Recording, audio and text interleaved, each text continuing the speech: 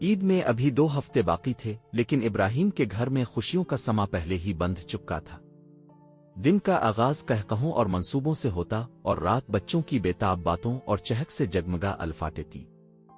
فضا میں خوشبو بکھری ہوئی تھی، نہ صرف تیار ہونے والے پکوانوں کی بلکہ ان خوابوں کی بھی جو ہر بچہ اپنی ننھی آنکھوں میں بسائے ہوئے تھا۔ ابراہیم کے 3 بچے تھے اور تینوں کی ایک ہی خواہش تھی، گاؤں جانا۔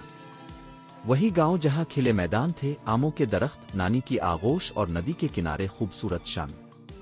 سبھی بچے عید وہاں منانے کا سوچ کر بے حد پرجوش تھے۔ وہ روزانہ اپنے ابو کے گرد جمع ہو کر سوالات کی بوچھاڑ کرتے، کب جائیں گے؟ کیا نانی جان نے عیدی رکھی ہے؟ کیا اس بار کشتی میں بیٹھیں گے؟ ابراہیم ان کی باتوں پر مسکراتا سر ہلاتا اور کہتا، بس سب ہو جائے گا، تم لوگ فکر نہ کرو۔ لیکن گھر کا ایک کونا ایسا بھی تھا جہاں خاموشی گہری ہوتی جا رہی تھی۔ وہ کونا فریال کا دل تھا۔ وہ دن رات سفر کی تیاریوں میں مصروف تھی۔ کبھی کپڑے استری کرتی، کبھی سوغاتوں کی فہرست بناتی اور کبھی کسی الماری کے پیچھے رکھا سامان نکالتی۔ مگر ان سب مصروفیات کے بیچ بھی اس کا دل کسی کمی کا شکار تھا۔ فریال کو ایک بات کھٹکتی تھی، ابراہیم کی بے نیازی۔ وہ نہ تو دعا کی طرف دھیان دیتا تھا، نہ بچوں کو سکھاتا۔ فریال ہر صبح تہجد کے وقت اٹھی، ہاتھ الفاٹے کر گڑگڑائی، آ اللہ، ہمیں حفاظت سے لے جا، ہمارے دلوں میں محبت پیدا کر، ہمارے ایمان کو زندہ کر دے۔ مگر ہر بار دعا ختم ہونے پر جب وہ پلٹتی تو دیکھتی کہ ابراہیم موبائل پر مصروف ہے یا بچوں کے ساتھ کھیل رہا ہے۔ یہ صرف ابراہیم ہی نہیں تھا، بچے بھی باپ کی عادتیں اپنا رہے تھے۔ جب فریال انہیں نماز کے لیے آواز دیتی تو وہ ہنس کر کہہ دیتے، ابو بھی تو نہیں پڑھتے۔ ان کے لہجے میں معصومیت ہوتی، مگر فریال کا دل ٹوٹ جاتا۔ فریال نے کئی بار بات کرنے کی کوشش کی، وہ نرمی سے سمجھاتی، ابراہیم بچوں کے سامنے کم از کم نماز کا اہتمام کیا کرو، وہ تمہیں دیکھ کر سیکھتے ہیں۔ مگر ابراہیم ہمیشہ ٹال جاتا۔ فریال، سفر کی اتنی تیاری ہو رہی ہے، سب ٹھیک ہو جائے گا، اتنا پریشان نہ ہوا کرو۔ ایسا نہیں تھا کہ ابراہیم بارا انسان تھا۔ وہ بچوں سے محبت کرتا، بیوی کا خیال رکھتا اور روزی کمانے میں مصروف رہتا، لیکن اس کی مصروف زندگی میں دعا، عبادت اور روحانیت کے لیے کوئی جگہ باقی نہ رہی تھی۔ فریال کی دعاؤں میں اب یہی بات شامل ہو گئی تھی، رب میرے شوہر اور بچوں کے دلوں میں تیری محبت ڈال دے۔ انہیں سیدھا راستہ دکھا اور وہ ہر روز تنہا ایک خاموش کمرے میں سجدے میں گنر کر رب سے اپنے گھر کی روحانی بہار مانگتی۔ یہ وہ ابتدائی دن تھے جب سب ہنسی خوشی تیاریوں میں مصروف تھے، لیکن ایک دعا، ایک کمی، ایک خلا گھر کے اندر موجود تھا، جو آگے جا کر کہانی کا رخ بدلنے والا تھا۔ سورج کی روشنی آہستہ آہستہ شام کے سائے میں ڈھل رہی تھی۔ ابراہیم شہر سے گاؤں کی طرف اپنے پرانے سفید کار میں سفر کر رہا تھا۔ عید قریب تھی اور اس نے سوچا کہ کئی برس بعد اس بار گاؤں جا کر عید منائی جائے۔ بچپن کی یادیں، ماں کا بنایا ہوا کھانا اور وہ گاؤں کی ہوائیں، سب اسے اپنی طرف کھینچ رہی تھیں۔ راستے میں ایک سنسان سڑک پر اسے ایک بوڑھی عورت دکھائی دی۔ اس کے بال سفید، چہرے پر جھریاں اور ہاتھ میں لکڑی کا عصا تھا۔ وہ اشارہ کر رہی تھی جیسے لفٹ مانگ رہی ہو۔ ابراہیم نے ہمدردی سے گاڑی روکی۔ بیٹا، کیا مجھے تھوڑا آگے چھوڑ دو گے؟ اس کی آواز کمزور لیکن نرم تھی۔ ابراہیم نے مسکرا کر کہا، جی اماں، آ جائیے۔ وہ عورت گاڑی میں بیٹھ گئی۔ خاموشی کے کچھ لمحے گزرے، پھر اس نے ابراہیم کی طرف دیکھا اور دھیمے لہجے میں بولی، عید پر گاؤں مت جانا بیٹا، وہاں اندھیرا ہے، کچھ غلط ہونے والا ہے۔ ابراہیم نے چونک کر اسے دیکھا، پھر ہنستے ہوئے کہا، اماں، یہ کیا بات ہوئی؟ گاؤں تو خوشیوں کی جگہ ہے۔ بوڑھی عورت نے اپنی نظریں سامنے جما دیں، جیسے کچھ دیکھ رہی ہو جو ابراہیم نہیں دیکھ سکتا تھا۔ اس نے دھیرے سے کہا، اگر جانا ہی ہے تو روزہ رکھنا اور دعا کرنا۔ شیطانی سایہ پھیل رہا ہے۔ ابراہیم نے پھر مذاق میں بات کو آڑا، اب تو مجھے ڈرا ہی دیں گی اماں، ایسا کچھ نہیں ہوتا، سب خیالات ہیں۔ بوڑھی عورت خاموش ہو گئی۔ کچھ دیر بعد اس نے کہا، یہیں آتار دو، میرا راستہ آ گیا۔ وہ ابراہیم نے گاڑی روکی، مگر جیسے ہی وہ عورت آتر، وہ پلک جھپکنے میں غائب ہو گئی۔ ابراہیم کے رونگٹے کھڑے ہو گئے۔ اس نے فوراً باہر نکل کر آدیر الفادیر دیکھا، مگر عورت کا کوئی نشان نہیں تھا، نہ زمین پر قدموں کے نشان، نہ سائے کا پتہ۔ ابراہیم کچھ لمحے خاموش کھڑا رہا۔ دل میں عجیب سا خوف تھا، لیکن وہ خود کو سنبھال کر گاڑی میں بیٹھ گیا اور بولا، شاید میں تھکا ہوا ہوں، یہ سب میرا وہم تھا، लेकिन इसके दिल में एक बीज बोया जा चुका था, शक का, खौफ का और एक ऐसे साए का जो आने वाले दिनों में इसकी जिंदगी बदल देने वाला था। ये पहली निशानी थी, वार्निंग दी जा चुकी थी। अब सवाल यह था, क्या इब्राहिम इस निशानी को समझेगा? वो खुद को तकदीर के अंधे सफर के हवाले कर देगा? ईद करीब थी और कुछ और भी। गांव के सब लोग इब्राहिम की नेकी, मेहनत और खुश इखलाकी के मोतरिफ थे। वो सब का दर्द बांटता, हर किसी की मदद करता और अपनी बीवी काशी और बेटी के साथ पुरसुकून जिंदगी गुजार रहा था। मगर एक शख्स ऐसी खुशी को बर्दाश्त नहीं कर पा रहा था, इसकी सौतेली माँ जालखा। माँ जालखा के दिल में हसद की आग बरसों से सुलग रही थी। इब्राहिम के बाप के मरने के बाद इसे लगा था कि अब सब कुछ इसके इख्तियार में होगा, लेकिन इब्राहिम ने अपने बाप की विरासत को संभाला, गांव वालों का दिल जीता और अपने नेक अमल से हर किसी का चहीता बन गया। ये सब माँ जालखा को नागवार गुजरता। इसकी आंखों में हसद, दिल में नफरत और दिमाग में साजिशें पलने लगे।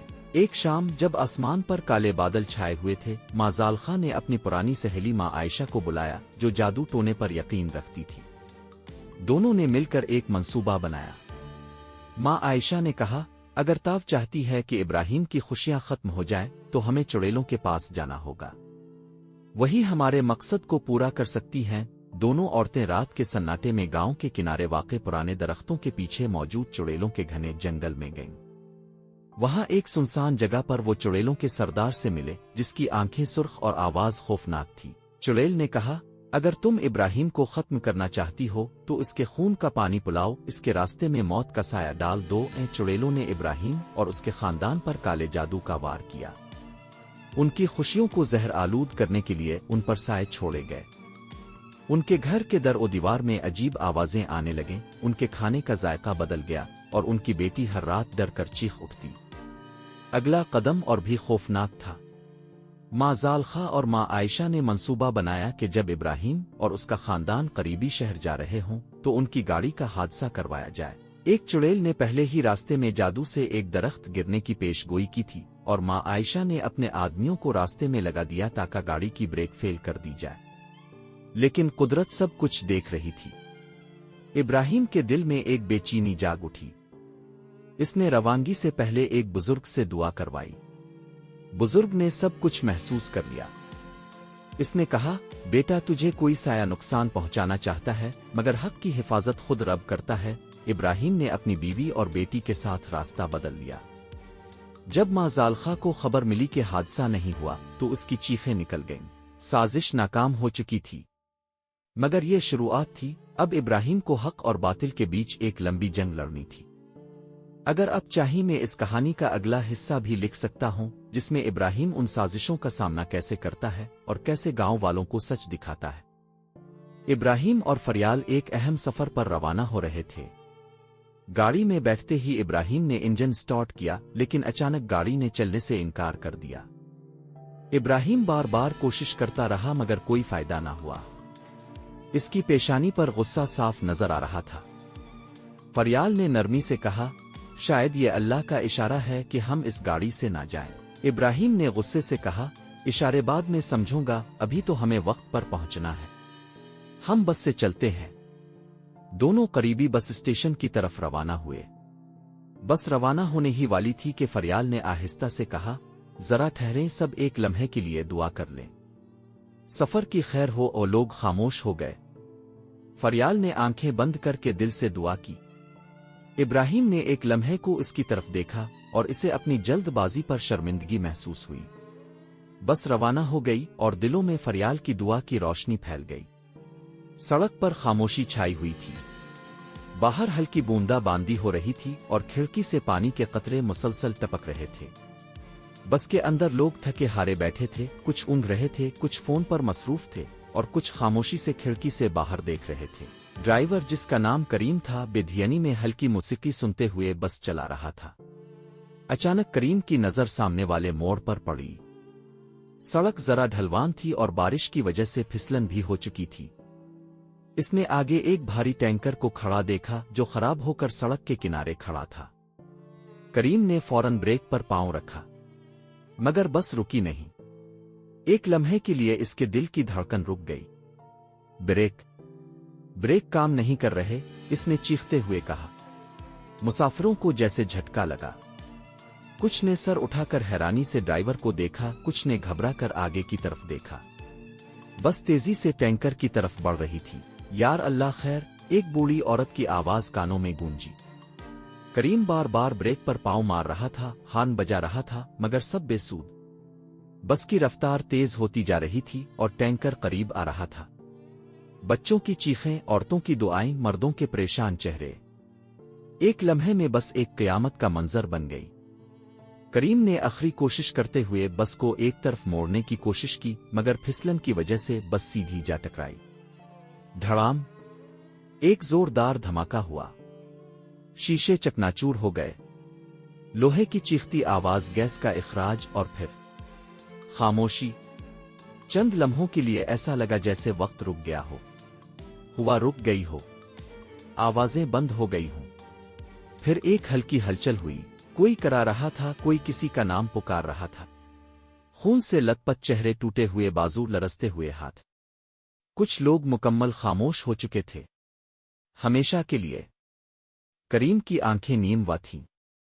इसका माथा खुला हुआ था, खून बह रहा था, मगर उसकी नजरें एक ही जगह जिमी हुई थीं, टैंकर की तरफ, जो अब भी वैसे ही खड़ा था जैसे कुछ हुआ ही ना हो। बस का अंदरून अब मलबे का मंजर पेश कर रहा था। सीटें अलिफाकेर चुकी थीं, सामान आदेर अलिफादेर बिखरा हुआ था, और चारों तरफ दर्द की चीखें सुनाई दे रही थीं। कुछ लोग किसी को ढूंढ रहे थे, कुछ अल्लाह का शुक्र अदा कर रहे थे कि जिंदा बच गए। फिर बाहर एम्बुलेंस और पुलिस के सायरन सुनाई दिए, जैसे दुनिया को अब होश आया हो कि एक बहुत बड़ा हादसा हो चुका है। दोनों करीबी बस स्टेशन की तरफ रवाना हुए। बस रवाना होने ही वाली थी कि फरियाल ने आहिस्ता से कहा, जरा ठहरें, सब एक लम्हे के लिए दुआ कर लें, सफर की खैर हो। और लोग खामोश हो गए। फरियाल ने आंखें बंद करके दिल से दुआ की। इब्राहिम ने एक लम्हे को इसकी तरफ देखा और इसे अपनी जल्दबाजी पर शर्मिंदगी महसूस हुई। बस रवाना हो गई और दिलों में फरियाल की दुआ की रोशनी फैल गई। सड़क पर खामोशी छाई हुई थी।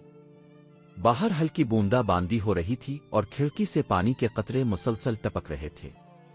बस के अंदर लोग थके हारे बैठे थे, कुछ ऊँघ रहे थे, कुछ फोन पर मसरूफ थे, और कुछ खामोशी से खिड़की से बाहर देख रहे थे। ड्राइवर, जिसका नाम करीम था, बेधियनी में हल्की मौसीकी सुनते हुए बस चला रहा था। अचानक करीम की नजर सामने वाले मोड़ पर पड़ी। सड़क जरा ढलवान थी और बारिश की वजह से फिसलन भी हो चुकी थी। इसने आगे एक भारी टैंकर को खड़ा देखा, जो खराब होकर सड़क के किनारे खड़ा था। करीम ने फौरन ब्रेक पर पांव रखा, मगर बस रुकी नहीं। एक लम्हे के लिए इसके दिल की धड़कन रुक गई।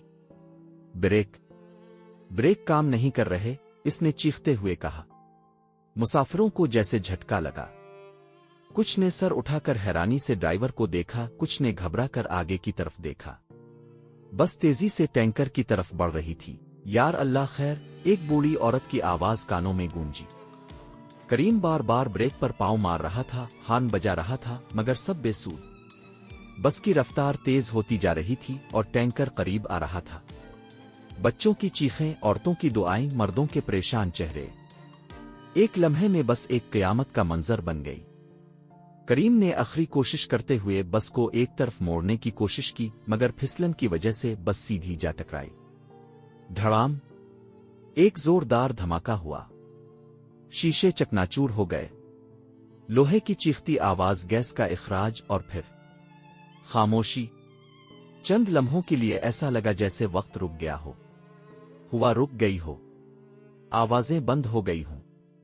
फिर एक हल्की हलचल हुई। कोई करा रहा था, कोई किसी का नाम पुकार रहा था। खून से लथपथ चेहरे, टूटे हुए बाजू, लरसते हुए हाथ। कुछ लोग मुकम्मल खामोश हो चुके थे, हमेशा के लिए। करीम की आंखें नीमवा थीं। इसका माथा खुला हुआ था, खून बह रहा था, मगर उसकी नजरें एक ही जगह जिमी हुई थीं, टैंकर की तरफ, जो अब भी वैसे ही खड़ा था जैसे कुछ हुआ ही ना हो। बस का अंदरून अब मलबे का मंजर पेश कर रहा था। सीटें अलिफाकेर चुकी थीं, सामान आदेर अलिफादेर बिखरा हुआ था, और चारों तरफ दर्द की चीखें सुनाई दे रही थीं। कुछ लोग किसी को ढूंढ रहे थे, कुछ अल्लाह का शुक्र अदा कर रहे थे कि जिंदा बच गए। پھر باہر ایمبولینس اور پولیس کے سائرن سنائی دیے، جیسے دنیا کو اب ہوش آیا ہو کہ ایک بہت بڑا حادثہ ہو چکا ہے۔ یہ محض ایک لمحے کا کھیل تھا، ایک بریک کے نہ لگنے کا انجام، اور کتنی ہی زندگیاں بدل گئیں۔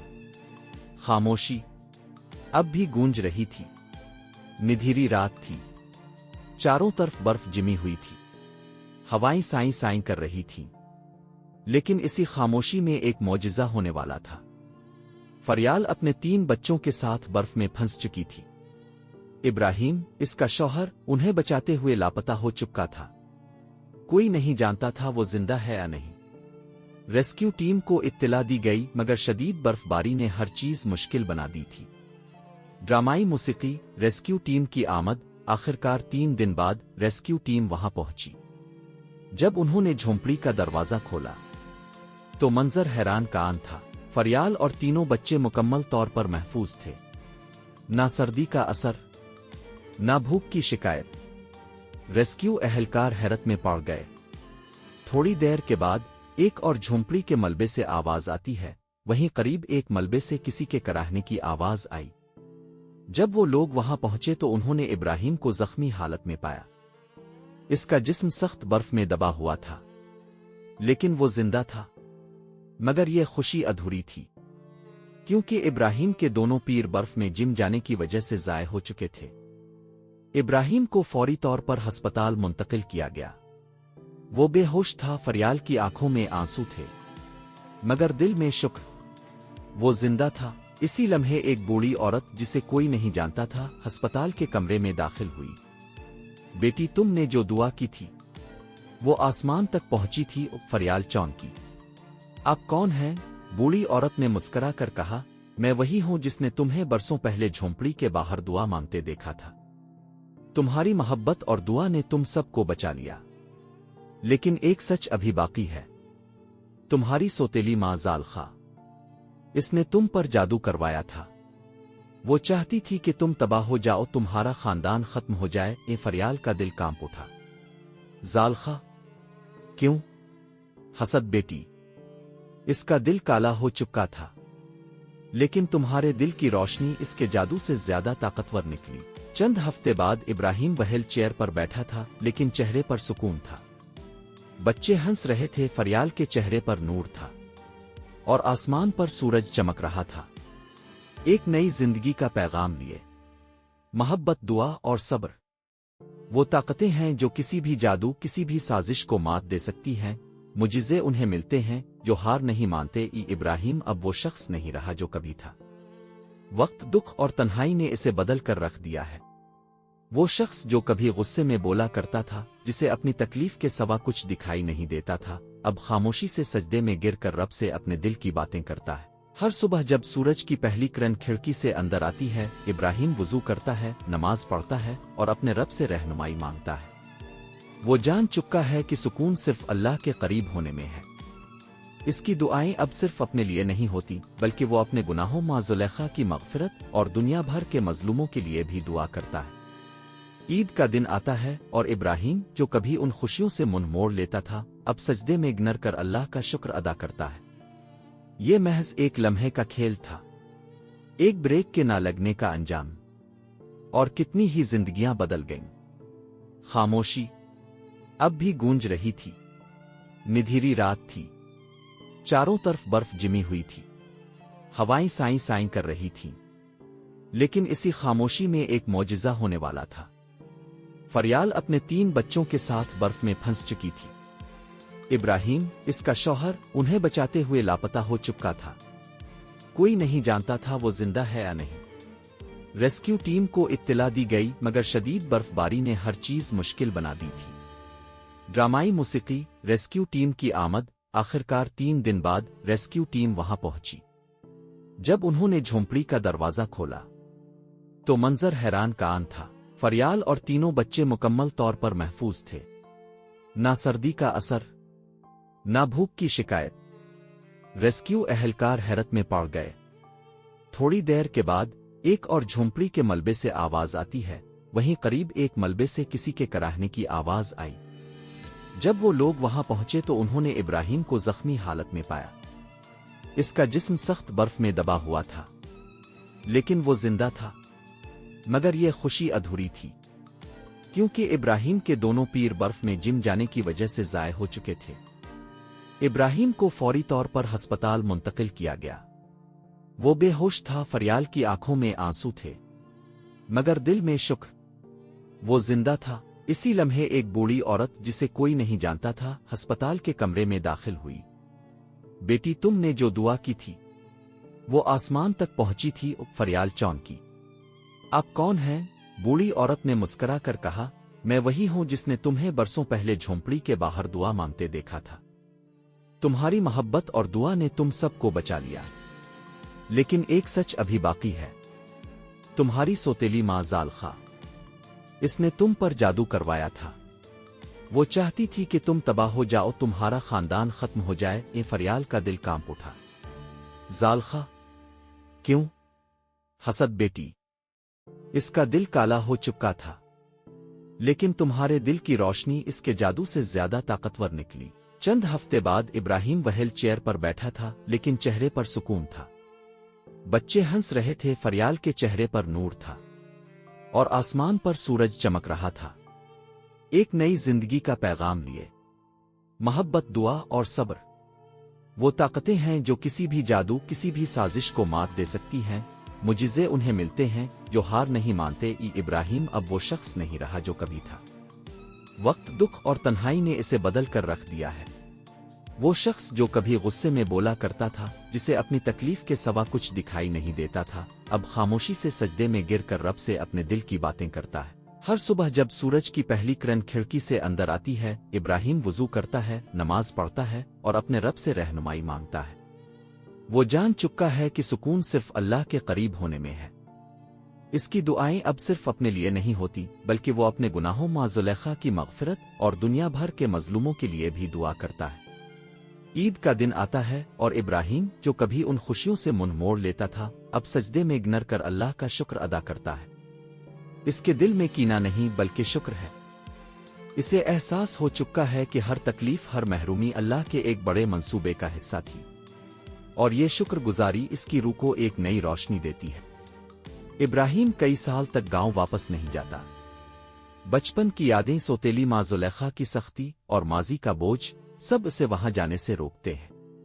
مگر جب خبر آتی ہے کہ زلیخا کا انتقال ہو گیا تو اس کا دل کچھ لمحے کو سن ہو جاتا ہے۔ وہ سوچتا ہے، کاش میں ان سے معافی مانگ لیتا، کاش میں ان کے دل کی سچائی جان لیتا۔ یہی احساس اسے واپس گاؤں لے آتا ہے۔ وہ اب ایک بدلا ہوا انسان ہے، سنجیدہ، نرم دل اور اپنے رب کا شکر گزار۔ گاؤں والے حیرت سے اسے دیکھتے ہیں۔ وہ اب کسی سے شکو نہیں کرتا، کسی سے بدلہ نہیں لیتا، بلکہ ہر رشتے کو محبت سے نبھاتا ہے۔ ابراہیم کی آنکھوں میں اب بھی درد ہے، مگر وہ درد ایک نئے مقصد کو جنم دے چکا ہے، خود کو بہتر بنانا، دوسروں کے لیے آسانی پیدا کرنا اور اللہ کے قریب ہونا۔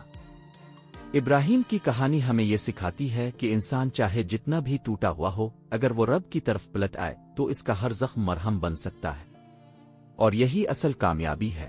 دنیا کی رنگینیوں اور رشتوں کی بھیڑ میں ایک ایسی طاقت بھی ہے جو نظر تو نہیں آتی، لیکن انسان کو ہر موڑ پر بچاتی ہے، سہارا دیتی ہے اور اندھیروں سے نکال کر روشنی کی طرف لے جاتی ہے۔ وہ طاقت ہے دعا۔